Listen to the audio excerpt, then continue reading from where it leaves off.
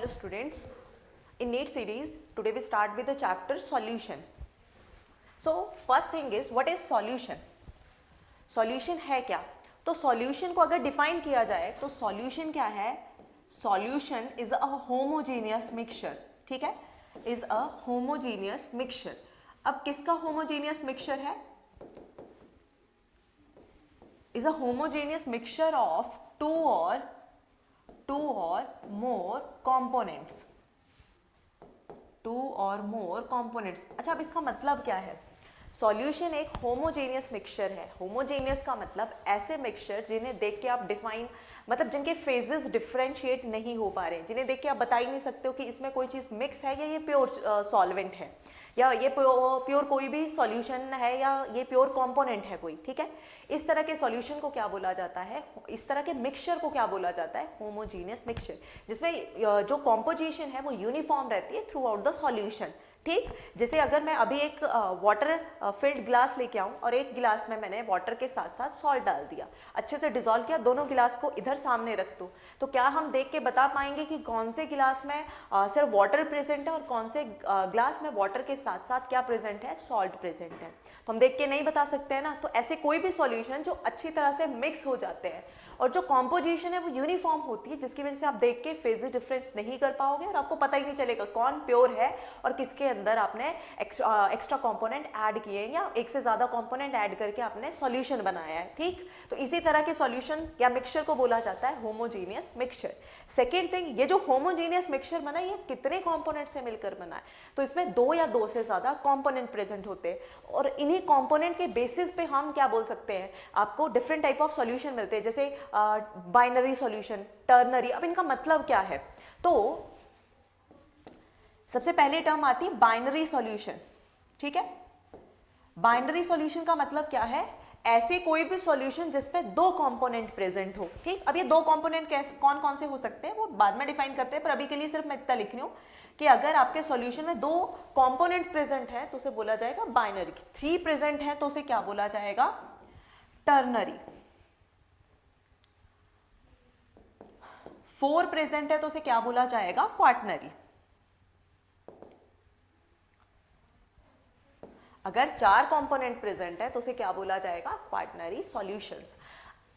ठीक है, ओके. तो चार कंपोनेंट का मतलब क्या हुआ? तो कोई भी सॉल्यूशन बेसिक दो कंपोनेंट से मिलकर बना होता है. ठीक है, दो से ज्यादा होंगे बट जो बेसिक है वो दो चीजें होती है. एक आता है हमारे पास सॉल्यूट और एक आता है हमारे पास सॉल्वेंट. एक आता है सॉल्यूट और एक आता है सॉल्वेंट.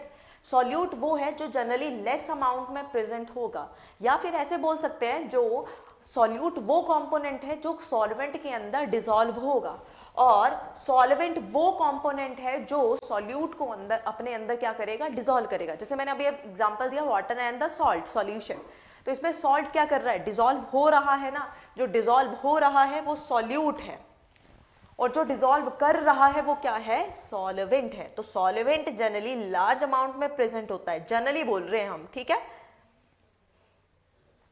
और जो आपके पास सॉल्यूट है वो क्या होगा? स्मॉल अमाउंट में प्रेजेंट होगा. क्लियर? ठीक, तो ये है सॉल्यूट के दो मेन कंपोनेंट. अब देखो, आप जब तीन कंपोनेंट्स की बात करें तो इसका ये मतलब नहीं कि सॉल्यूट, सॉल्वेंट और उसके अलावा कोई तीसरा और कंपोनेंट आ रहा है. इसका मतलब है हो सकता है आपने दो सॉल्यूट ले लिए हैं और एक ही सॉल्वेंट, जनरली सॉल्वेंट एक ही रहेगा, तो दो सॉल्यूट ले लिए, एक सॉल्वेंट ले लिए, टोटल कितने कंपोनेंट हो गए? Three component. जब थ्री कंपोनेंट्स है तो उसे क्या बोला जाएगा? Ternary solution. क्लियर? ओके. अच्छा, अगर मैं सॉल्यूट अब 3 कर दूं और सॉल्वेंट मेरे पास कितने हैं? अगर मेरे पास जो सॉल्यूट है वो 3 है और सॉल्वेंट 1 है, टोटल हो गए 4.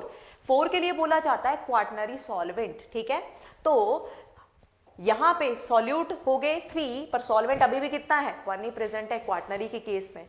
तो हम इस चैप्टर में जो डील करते हैं वो करते हैं बाइनरी सॉल्यूशन, जिसमें एक सॉल्यूट होगा और एक क्या है हमारे पास? जनरली सॉल्वेंट है. ओके, नेक्स्ट, जब हम सॉल्यूशन की बात कर रहे हैं और सॉल्यूशन फॉर्म कर रहे हैं, अगर उसमें हमने सॉल्वेंट वाटर लिया, अगर हमारे सॉल्यूशन में सॉल्वेंट वाटर है तो इस तरह के सॉल्यूशन को बोला जाता है एक्वस सॉल्यूशन. क्या बोलते हैं? Aqueous solution. ओके, अगर आपके सॉल्यूशन में जो सॉल्वेंट है वो वाटर नहीं कुछ और है, तो जनरली कौन सा केस आएगा आपके पास, जो सॉल्यूट है अगर नॉन पोलर होगा तो वाटर में डिसॉल्व नहीं करेगा, उसके लिए क्या चाहिए, नॉन पोलर सॉल्वेंट चाहिए। तो अगर नॉन पोलर सॉल्वेंट चाहिए है तो नॉन पोलर को डिसॉल्व इजिली कर लेगा। अब नॉन पोलर का मतलब है वाटर नहीं है कुछ और है, तो क्या क्या हो सकता है, कार्बन टेट्राक्लोराइड, बेंजीन हो सकता है, ठीक है, क्लोरोफॉर्म हो सकता है, CHCl3। तो उस केस में अगर आपके सॉल्यूशन में जो सॉल्वेंट है वो बेंजीन हो गया, या फिर ऐसे बोल सकते हैं अदर देन वाटर, वाटर नहीं है, वाटर के अलावा कुछ और प्रेजेंट है, इस तरह के सॉल्यूशंस को बोला जाता है non aqueous solution. Non aqueous solution, clear? Okay, अब नेक्स्ट आता है, ये जो हम सॉल्यूट और सॉल्वेंट को क्या कर रहे हैं, मिक्स करके सॉल्यूशन बना रहे हैं। ये सॉल्यूट और सॉल्वेंट अलग अलग भी तो हो सकते हैं। बोलने का मतलब है आपने लिक्विड सॉल्यूट ले लिया, सॉलिड सॉल्वेंट ले लिया, या फिर हम बोल सकते हैं आपने लिक्विड सॉल्यूट ले लिया, गैस सॉल्वेंट ले लिया, या गैस सॉल्यूट ले लिया और सॉलिड या लिक्विड या गैस कुछ भी ले लिया। तो मतलब इसके बेसिस पे जब आप सॉल्यूट और सॉल्वेंट को डिफरेंट कर रहे हो, इसके बेसिस पे डिफरेंट टाइप ऑफ सॉल्यूशन बनेंगे। तो जनरली हमारे पास कितने हैं different type of solution, 9 types बनती है, ठीक, जिसमें कुछ आते हैं गैस, जो मेन कैटेगरी डिवाइड है वो गैसियस सॉल्यूशंस, लिक्विड सॉल्यूशंस और सॉलिड सॉल्यूशंस आते हैं, ठीक है।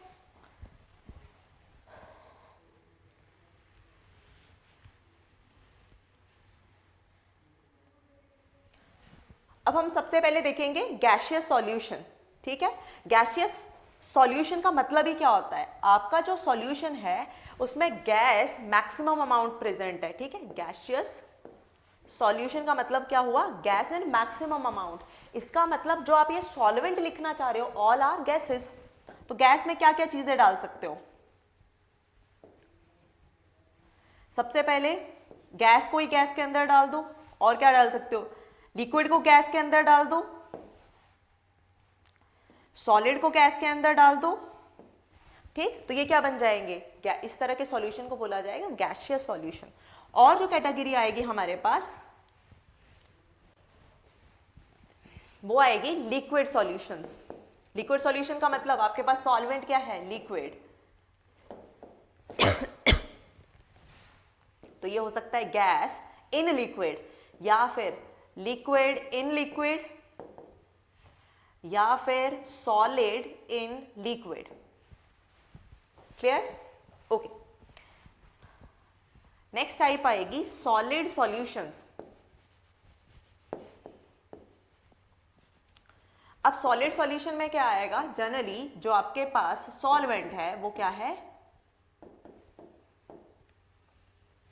सॉलिड, ठीक। तो इसमें हम गैस को सॉलिड के अंदर डाल रहे हैं, लिक्विड को सॉलिड के अंदर डाल रहे हैं, और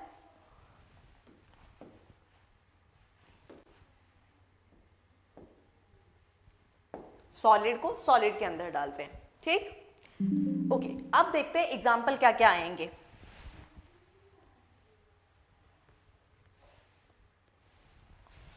so first is gas in gas, ठीक है। गैस इन गैस का क्या मतलब हुआ, गैस को गैस के अंदर मिक्स किया गया है, मतलब सॉल्यूट भी गैस है और सॉल्वेंट भी क्या है, गैस ही है, ठीक। तो इस केस में आप कोई भी मिक्सचर ले लो, जैसे mixture of oxygen and nitrogen, ये किसका एग्जांपल है, गैस इन गैस का, ठीक। नेक्स्ट है लिक्विड इन गैस, तो जैसे हमारे पास क्लोरोफॉर्म है, फॉर्मूला CHCl3, इसको मिक्स कर दिया, मिक्स्ड विद नाइट्रोजन गैस। अब देखो इसमें आपने क्लोरोफॉर्म को नाइट्रोजन गैस में डाला है, इसका मतलब क्लोरोफॉर्म जो है वो लेस अमाउंट में प्रेजेंट है और नाइट्रोजन लार्ज अमाउंट में प्रेजेंट है। तो जब नाइट्रोजन लार्ज अमाउंट में प्रेजेंट है तो इस तरह के सॉल्यूशन को बोला जाता है गैसियस सॉल्यूशंस। नेक्स्ट है सॉलिड इन गैस, मतलब सॉलिड कम अमाउंट में और गैस ज्यादा अमाउंट में। तो एग्जांपल है हमारे पास camphor, camphor in nitrogen gas. Camphor होता है क्या है, कपूर जिसे हम जलाते हैं ना, और जलाने से क्या होता है, वो एकदम से लिक्विड स्टेट पे कन्वर्ट नहीं होता, सीधे वेपर में कन्वर्ट हो जाता है, ठीक है, उसे बोलते हैं हम कैम्फर।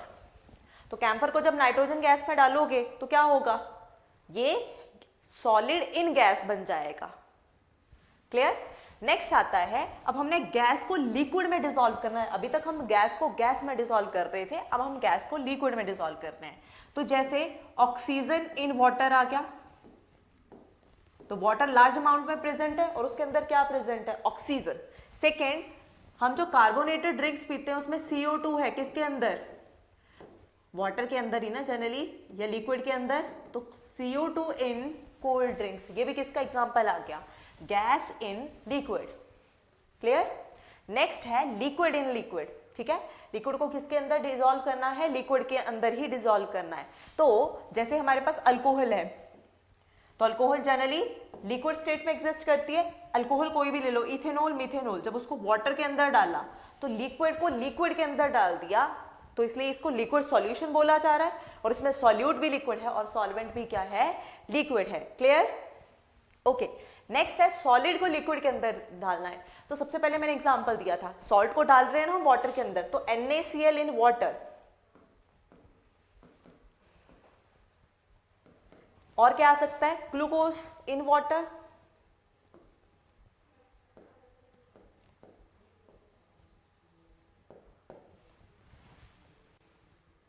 क्लियर। ओके। नेक्स्ट है सॉलिड सॉल्यूशन। इसका मतलब क्या है, सॉलिड्स के अंदर गैस लिक्विड सॉलिड को क्या किया गया है, डिसॉल्व किया गया है। तो गैस को गैस इन सॉलिड का मतलब गैस लेस अमाउंट में प्रेजेंट है और सॉलिड लार्ज अमाउंट में प्रेजेंट है। ठीक, तो इसमें एग्जांपल क्या आ जाएगा, इसमें बनेगा हाइड्रोजन इन, या हाइड्रोजन को एडजॉर्ब करवा देते हैं। ठीक है, जब हम हाइड्रोजन को एडजॉर्ब करवा रहे हैं,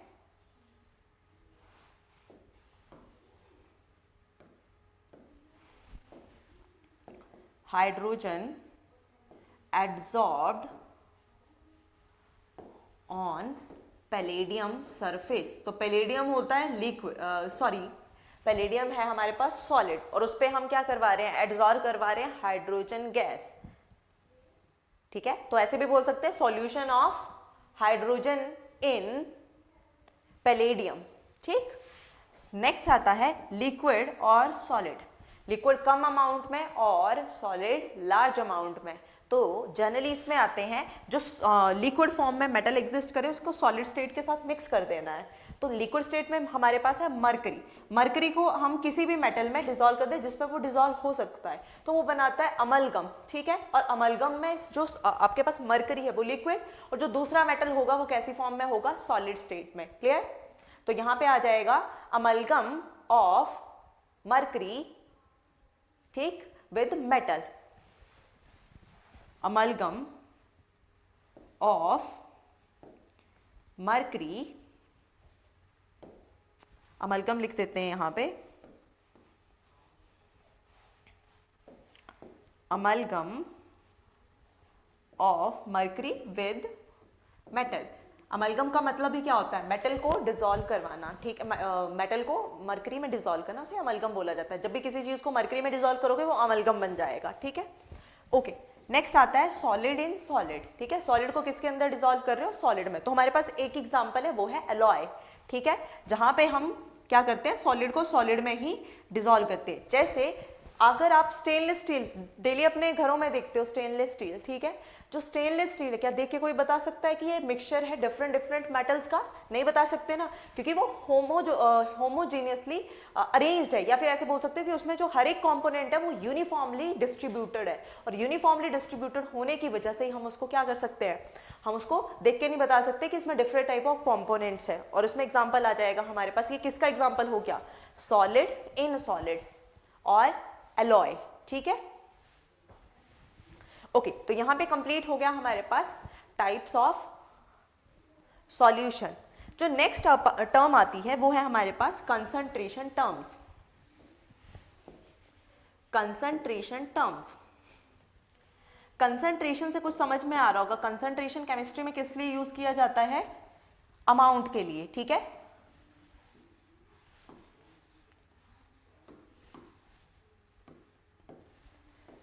कंसंट्रेशन टर्म्स। तो ये जो कंसंट्रेशन है ये हमें ये बताना चाहता है कि कितना अमाउंट आप सॉल्यूट का डिसॉल्व कर रहे हो कोई सॉल्यूशन बनाने के लिए। मान लो आपको कोई भी सॉल्यूशन दे दिया और उसमें कितना सॉल्यूट डिसॉल्व किया है तो उसे क्या बोला जाएगा, उसकी कंसंट्रेशन टर्म। ये जो कंसंट्रेशन टर्म है ये फाइंड आउट करने के लिए हमारे पास डिफरेंट मेथड्स है, जिसमें mole fraction, mass percentage, volume percentage, molarity, normality, ये सारी चीजें आती हैं जिसे हम वन बाय वन क्या करेंगे, डिस्कस करेंगे।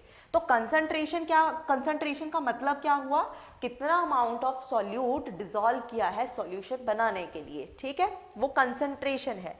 और कंसंट्रेशन फाइंड आउट करने के लिए कुछ हमारे पास कंसंट्रेशन टर्म है, जिसमें first one is mass percentage, और ये सेम है वैसी है जैसे आपके मार्क्स के परसेंटेज निकालते हो। क्या करते हो मार्क्स की परसेंटेज निकालने के लिए, जिस भी सब्जेक्ट में आपको अपने मार्क्स की परसेंटेज निकालनी है उसके मार्क्स को लिखा जाएगा जितने आपने ऑब्टेन किए ऊपर, नीचे लिखा जाएगा टोटल जितने का आपका एग्जाम था वो पेपर था, मल्टीप्लाई बाय 100। सेम यहां पे भी जिस भी सॉल्यूशन की आपको मास परसेंटेज निकालनी है उसका क्या करोगे, ऊपर आ जाएगा मास ऑफ सॉल्यूट। तो जैसे हम सॉल्यूशन के लिए निकाल रहे तो जनरली सॉल्यूट ही चेक करोगे ना कितना प्रेजेंट है सॉल्यूशन के अंदर, नीचे आ जाएगा total mass of solution multiply by 100। ऐसे आप क्या है सॉल्वेंट की भी फाइंड आउट कर सकते हो, बट जनरली आप सॉल्यूशन की बात कर रहे हो तो आपको सॉल्यूट ही लेना पड़ेगा। क्लियर? अच्छा, इससे डायरेक्टली कोई क्वेश्चन नहीं आता है, ठीक है, कि हम ये सोचे कि बस इतने से फॉर्मूला से कुछ आ जाएगा, नहीं आएगा। बट इसका यूज क्या है, जब आपको किसी भी क्वेश्चन में वो ऐसे लिख दे 10% m by m means mass by mass लिख दे, या फिर w by w लिख दे, वेट बाय वेट, तो पहले कंफ्यूजन तो ये हो जाती है कि पता ही नहीं चलता है कि 10% का मतलब क्या है। मोलारिटी निकालने को मान लो बोल दिया है, फॉर्मूला भी पता है, पर यही समझ में नहीं आ रहा है कि 10% है क्या। तो वो ये परसेंटेज यहीं से आया है। ये आपको क्या बताना चाहता है, ये 10% आपको बता रहा है कि जिसका आपने 10% लिया है, मान लो आपने NaOH का सॉल्यूशन ले लिया, इट मीन्स 10 ग्राम NaOH को डिसॉल्व किया गया है, NaOH इन, और अगर ये एक्वा सॉल्यूशन है तो कितने ग्राम वाटर में डाला। तो एक चीज हमेशा याद रखना, परसेंटेज में जो टोटल आपका सैंपल है वो कितने ग्राम का होगा, 100 ग्राम का। अगर उसमें से 10 ग्राम NaOH है तो बाकी बचा हुआ अमाउंट क्या होगा, सॉल्वेंट। कितना बच गया, तो वो बच गया 100 minus 10, 90 gram of water. Clear? अब जिसको ये चीज समझ में आ गई कि 10% का मतलब उतना ही ग्राम सॉल्यूट कितने वाटर में, 100 में से माइनस कर दो जितना भी आपका सॉल्यूट है, डायरेक्टली आपको आंसर मिल जाएगा। जिसको नहीं समझ में आया वो एक और क्वेश्चन करेगा ऐसे ही, ठीक है। अब मैं लिख रही हूं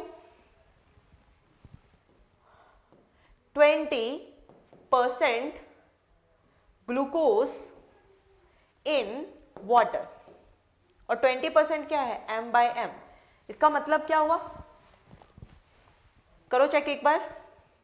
it means 20 gram of glucose किसमें, इन 80 ग्राम ऑफ वाटर। जिसका ये आंसर आया उसको ये चीज क्लियर होगी कि परसेंटेज बोलना क्या चाह रहा है। Clear? Okay.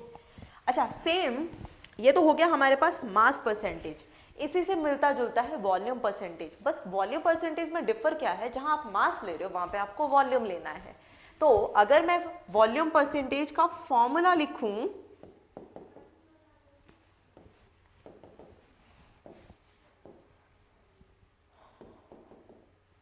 it is equals to volume of solute divided by क्या आ जाएगा, total volume of solution and multiply by 100 हो जाएगा।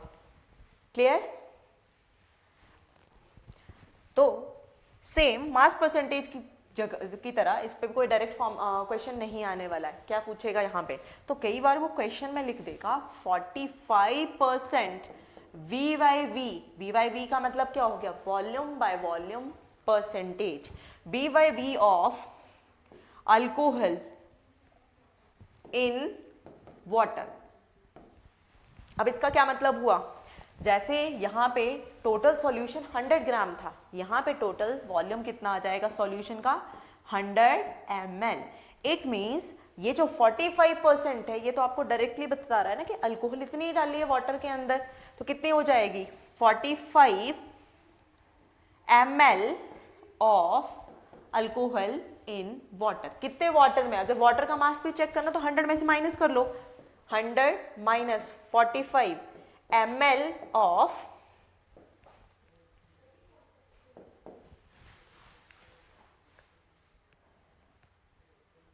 क्लियर। तो परसेंटेज हमें ये इंफॉर्मेशन देती है। अच्छा और क्या लिख सकता है, जिसको ये वाली चीज क्लियर होगी, ठीक है, नहीं हुआ एक बार फिर से देखो।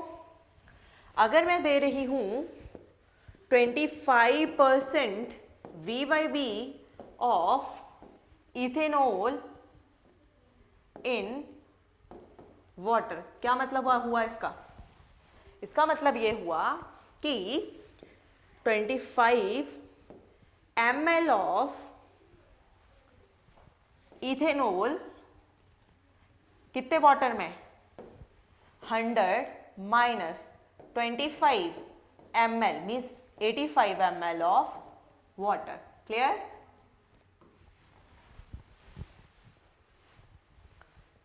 ठीक, तो यहां से सिर्फ इतना पार्ट दे देगा क्वेश्चन के अंदर। तो जब तक ये पार्ट क्लियर नहीं होगा हमें यही नहीं पता चलेगा कि क्वेश्चन में वो कितना वॉल्यूम गिवन दे रहा है, हमें कितना वॉल्यूम सॉल्यूट है उसमें और कितना वॉल्यूम सॉल्वेंट है, कुछ भी क्लियर नहीं होगा।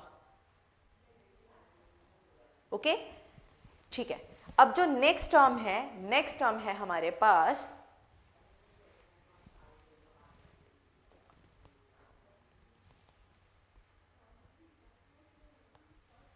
Next term is mole fraction. ठीक,